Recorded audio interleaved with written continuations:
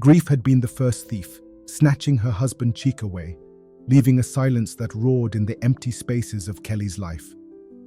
But poverty was the intruder that stayed, its chill settling deep in her bones. It echoed in the hollow rumble of her sons' hungry bellies and stared back from the eviction notice clutched in her trembling hand.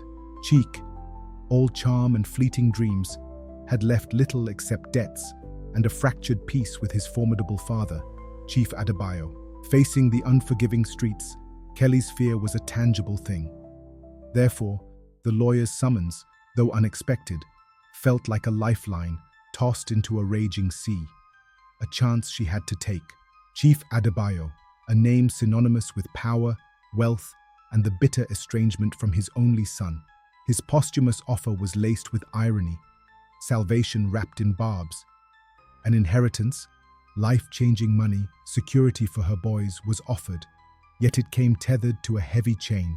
For 1 year, Kelly must work at Adebayo Industries. Not in an office, not using her mind, but as part of the facility maintenance crew.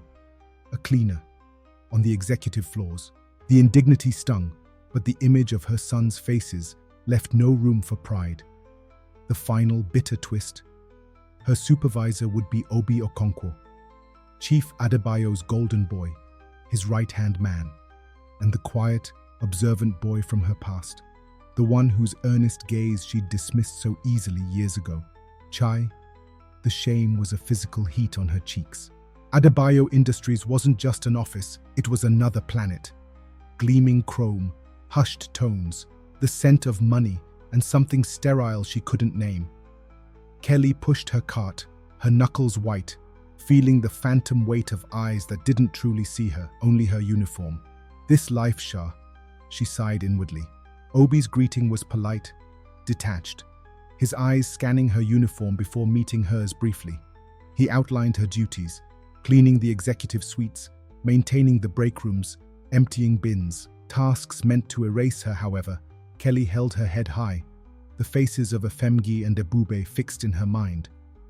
The physical work was demanding, but the feeling of invisibility, of being less than, was the heavier burden. Mistakes happened.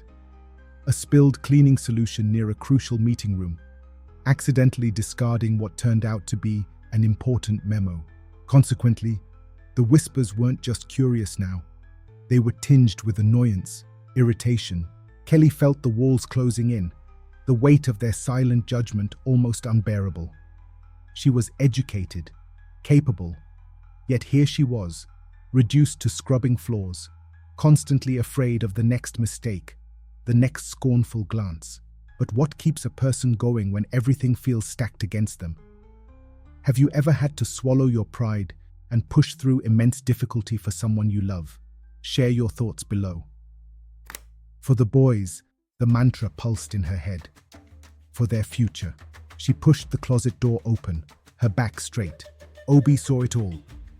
The initial professional distance he maintained began to erode.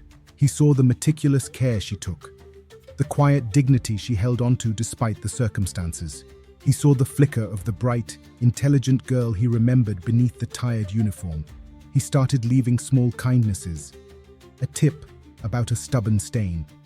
A quiet word defending her when a spill was wrongly blamed on her. He didn't offer overt help, but his silent acknowledgements became tiny sparks of warmth in her difficult days. Therefore, Kelly began to feel less invisible, focusing on doing her tasks perfectly, finding a strange satisfaction in the order she created amidst the corporate chaos. The sabotage, when it came, was petty but potentially devastating. Before a major investor visit, her primary cleaning supplies vanished. The closet mysteriously locked. Panic flared.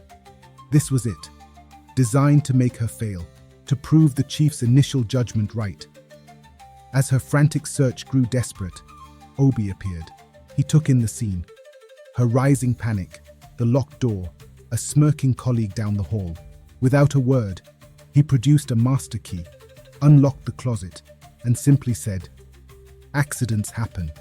Let's get this floor ready."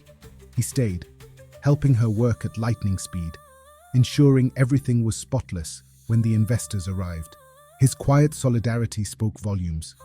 Because of him, she hadn't failed. The year mark arrived. Kelly stood nervously before the lawyer and Chief Adebayo.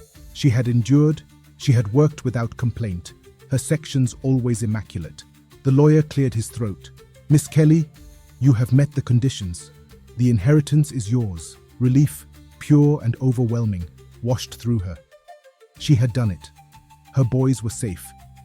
Yet, as she murmured her thanks, preparing to finally escape this gilded cage, Obi's voice stopped her. "Kelly." He stepped closer, the corporate shield dissolving. "The chief wasn't just testing your work ethic. He was looking for your resilience. And you," he shook his head slightly, a small smile playing on his lips. "You are stronger than anyone gave you credit for." He held her gaze. "My feelings for you, they never really faded. But I understand if..." Kelly looked at him, truly looked at him, seeing not just the executive, but the man who had offered respect when she felt she had none. Her own fear of trusting again battled with a fragile, emerging hope. "Obi," her voice was barely a whisper, thick with unshed tears. "You didn't just help me. You saw me. Thank you." A genuine smile finally lit Obi's eyes. "You deserve this, Kelly. All of it." He held her gaze, a question lingering there, unspoken, but understood. What comes next? Perhaps that's something we can figure out together. Kelly left Adebayo Industries with her head held high. She had scrubbed floors, but had polished her resilience. She had faced judgment, and had found her strength. The inheritance secured her children's needs. However, it was the unexpected respect and the possibility of a love built on seeing her true self that offered the most profound second chance. "Oluwa Nagode," she thought. "God, I am thankful." The future was uncertain, but for the first time it felt bright with promise.